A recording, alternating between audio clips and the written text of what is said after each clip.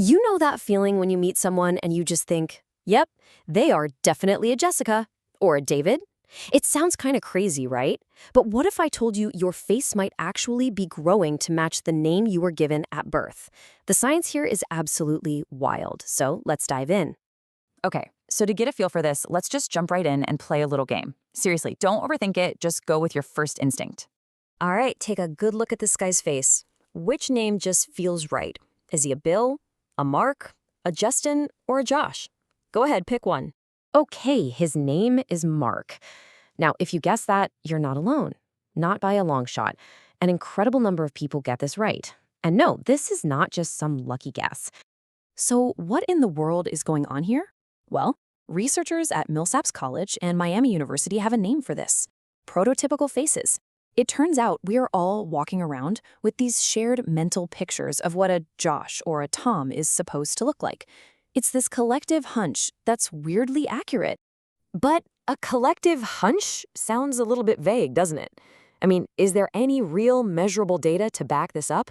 Let's actually look at the numbers. This is really the big question, isn't it? Can we prove, scientifically, that people are actually better than random chance at matching a face to a name? And the answer is a resounding yes. Check this out. In a situation with 4 choices, like the one we just did, your odds are 1 in 4, right? 25%.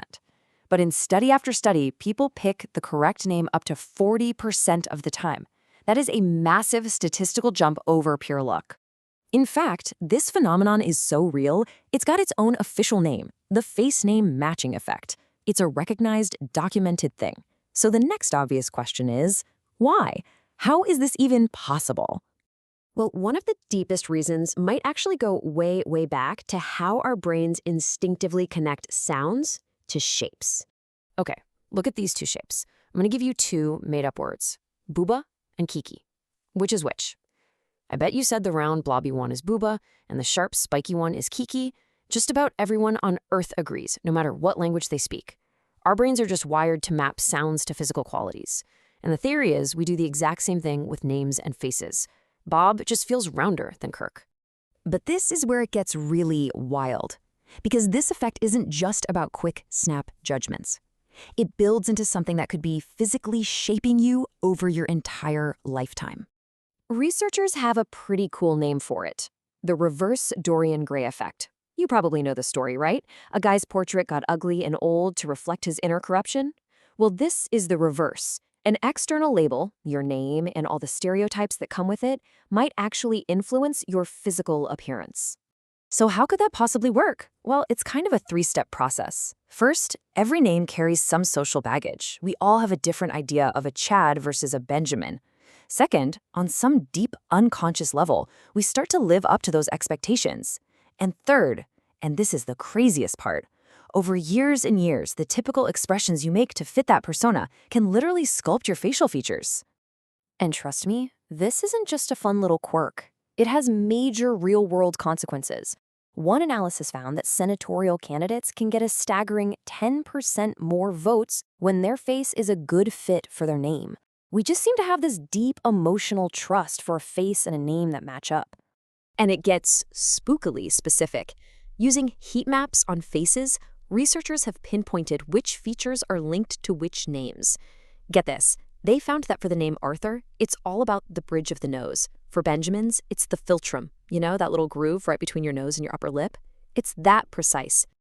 And this whole thing gets reinforced from all sides.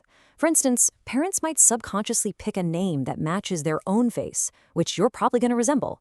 And think about it, if someone's name is a really bad fit for their face, what often happens? They get a nickname, which of course probably fits them better and just strengthens the whole effect. So let's just zoom out. If a label that was given to you at birth can literally change the shape of your face, what does that say about your identity? I mean, who's really in charge here? There's this fascinating philosophical idea that your identity is an ontological parasite. Sounds weird, I know, but think of a hole in a donut. The hole isn't a thing by itself, it only exists because of the donut around it. The idea is that you are like that hole. Your sense of self isn't some solid thing inside you. It's shaped by everything around you, the culture, the language, and, yep, the name that hosts you. The philosopher Alan Watts put it beautifully. He said, "The universe doesn't just contain people, the universe peoples." Just let that sink in. It suggests you're not a noun, a separate object in the universe. You're a verb. You are what the universe is doing right here, right now. So maybe we aren't solid, fixed things after all. Maybe we're more like the seeing or the hearing, just a continuous process, a collection of properties like having a certain face and having a certain name that all get bundled together and feels like a single solid self. Which leaves us with the final thought. Your face is a mirror, for sure, but it doesn't just reflect your genes. It reflects every expectation the world has ever placed on you because of your name.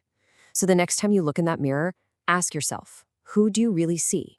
Yourself or everyone else's idea of you?